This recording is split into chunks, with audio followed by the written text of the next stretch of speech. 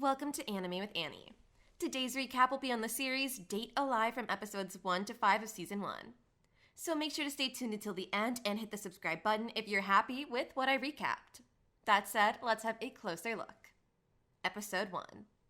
Since the greatest space quake ever recorded in Eurasia, which killed 150 million people and completely destroyed the region where it had happened, the Earth has experienced several smaller ones. This also applied to Japan, yet despite the ongoing threat of space quakes, people finally went back to their regular lifestyles. Shido Itsuka, one of them, resides with his vivacious younger sister, Kotori. After hearing about a recent mild space quake, they decide to meet up after school one day. Unaware that he is being stalked, they make plans to meet at a local family restaurant. Shido encounters the stalker at Raisin High School, where he is introduced as the smartest student in the class, Origami Tobishi. A spacequake emergency notice was soon sent throughout the city, forcing everyone to follow modern technology-assisted evacuation protocols. Most of the populace was swooping safely underground. Shido learns that Kotori's GPS is still pointing to the family eatery.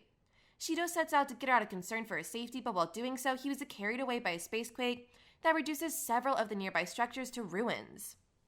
A young woman wearing richly embellished armor arrives at the center of the spacequake's crater. Shido is confronted by the girl wearing purple armor, who asks him whether he'll murder her. Before Shido could respond, numerous flying units swoop down, with the one in the center ferociously firing missiles at the unidentified female. The girl in armor, however, uses her blade to cut off the strikes made against her. Shortly after that, a threat descended to fight her, and she and Shido instantly identified the assailant. Shido turned out to be none other than Origami Tobishi. Soon, Origami gets ready to use an energy sword to combat the purple armored female, and the struggle finally results in Shido being knocked out. Shido soon discovers that Renee Marsame, a woman dressed in military garb, is keeping an eye on him. After losing consciousness during the combat, Rian informs Shido that he is currently sailing on Redisarker's ship, the Phrynaxis.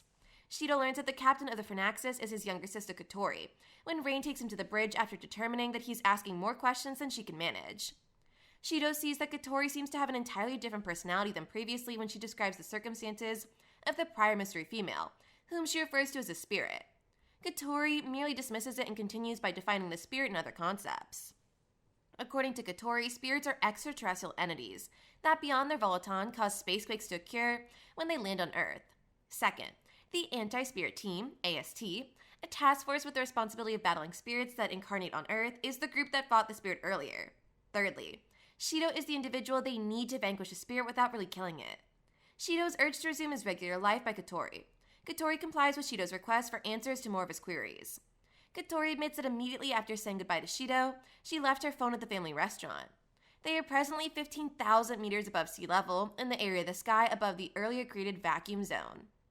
The day following that, Rain Murasame begins working as a teacher at Raisin High School. As she introduces herself as the new physics teacher, she falls asleep, leaving quite a lasting impression. Later, Shido confronts Kotori and Rain about this, as well as the fact that Rain turned the biology room into her own personal laboratory. While Kotori has already taken steps to ensure that she completes her middle school education, Rain believes that it would be a good idea for someone from Redisarker to keep an eye on him. Soon after, Kotori requests that Rain show Shido the instruction manual he would need to be ready to become the latest weapon against the spirits that incarnate on Earth. Shido learns that the training module is a visual novel, created for him to learn how to make a spirit fall in love with him once the module is finished loading.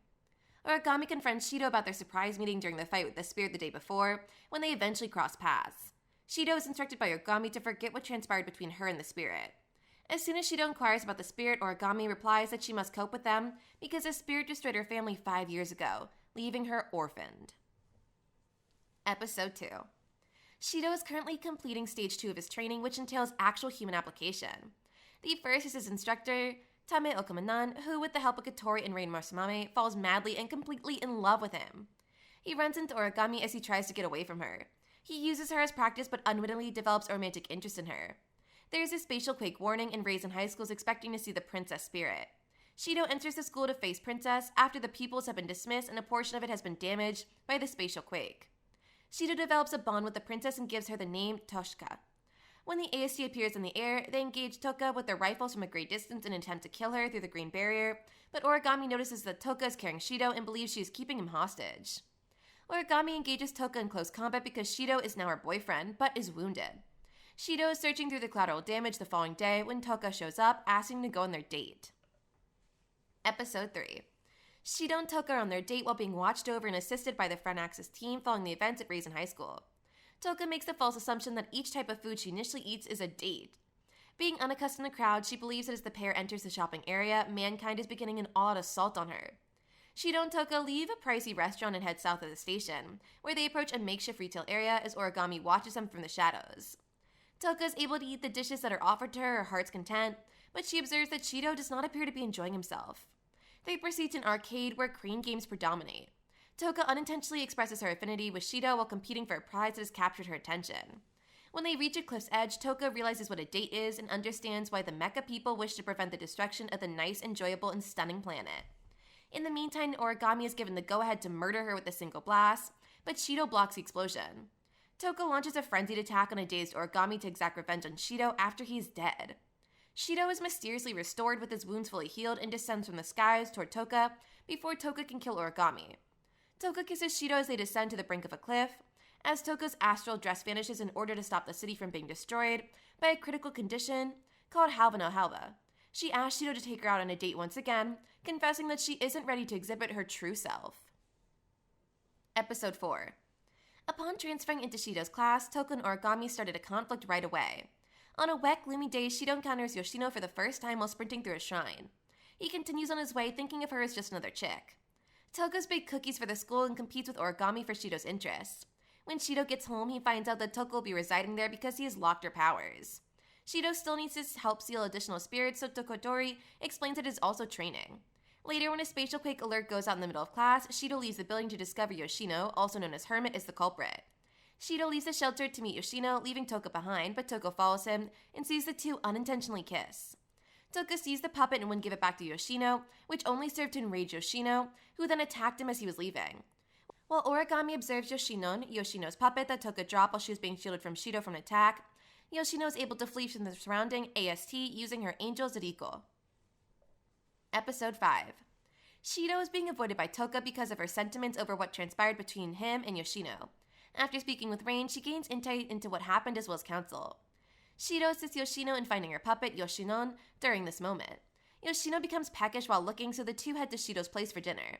Because Yoshinon is essentially a hero and everything Yoshino aspires to be, it is made clear that he is Yoshino's friend. Shido approaches Yoshino with an apology, but she misunderstands the circumstances. Toka storms out once more, but Shido finds out via Kotori that Yoshino is at Origami's house. When Shido enters, Origami is forced to get closer to him, but while they talk about spirit, she learns of a mission. Shido intends to use Toka's assistance to save Yoshino, who's the target of the AST. Shido enters Yoshino's barrier with Yoshinon to carry out his pledge, while Toka serves as a ruse. Shido steals Yoshino's abilities after earning her confidence. The dwelling for the spirits has been finished, so that Toka and Yoshino may move in. It is shown in the last moments. And that concludes my recap for the Date Alive series from Season 1 of Episodes 1 to 5. If you enjoyed it, please be sure to like and subscribe to my channel, Anime with Annie, for more such exciting anime content and reviews. And please leave comments about what you thought of today's video. And remember, have an Annie-mazing day.